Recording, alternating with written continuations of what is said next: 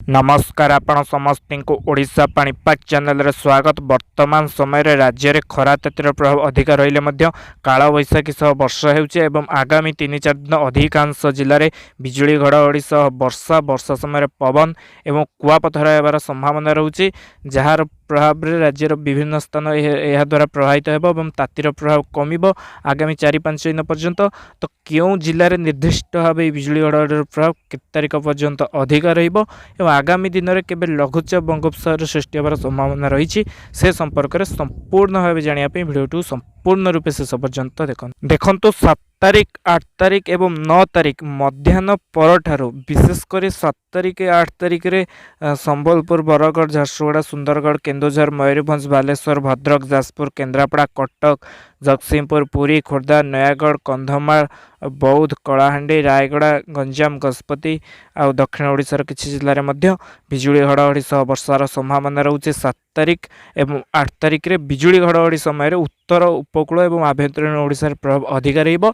वर्षा समय कुआपथर होबार संभावना रहुचे एवं बिजुली घड़घड़ी समय किछि स्थान वज्रपात होबार संभावना रहुचे, तेणु से समय सतर्क रहिबार आवश्यक रही।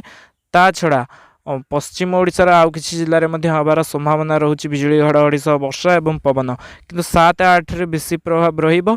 9 तारिख रे प्रभाव रहिबो, किंतु प्रभावटी पश्चिम ओडिशा रे कमी पारे।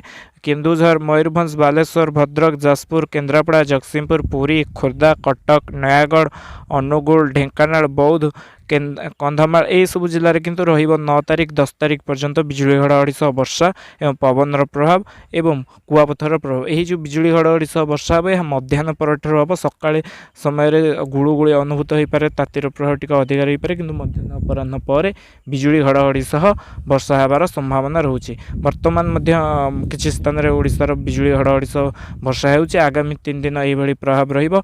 विशेषकर 2टी स्थान रे अधिक रहिबार संभावना रहुची, गोटे उत्तर ओडिशा एवं गोटे उपकूल आभ्यंतरीण ओडिशार जिला जेमती कि केन्दुझर, मयूरभंज, बालेश्वर, भद्रक, जाजपुर, केन्द्रापड़ा, अन्य जो जोन रोचे कटक, जगतसिंहपुर, खोर्धा, पुरी, नयागढ़, ढेंकानाल, अनुगुल, बौद्ध, कंधमाल यही सब जिला जो कहली ये जिला मानकरे प्रभावटी अधिक रहिबा। आगामी जो 2-3 दिन आसी आज आसंता काली एवं तापर 10 तारिख रु प्रभाव कमिबार संभावना रहुची बिजुली घड़घड़ी सह वर्षा, किंतु 10 तारिख पर्यंत राज्यर विभिन्न स्थान में अपराह्न मध्याह्न समय बिजुली घड़घड़ी सह वर्षा एवं कुआपथर होबार संभावना रही। कुआपथर विशेषकर उत्तर ओडिशा संभावना रही, किंतु उपकूल आभ्यंतरीण ओडिशा बिजुली घड़घड़ी सह वर्षा समय पवन होबार संभावना रही। 10 तारिख पर तातीर प्रभाव बढ़िबो, किंतु पुणी 17-18 पर राज्य में पुणी काल बैशाखी वर्षा हेबो, जार प्रभाव रे पुणी तातीर आश्वस्ति मिलिबो। आगामी 10 दिन पर्यंत कौन लघुचापर संभावना नहीं, किंतु जेहेतु काल बैशाखी प्रभाव ए वर्ष सक्रिय रहिबो,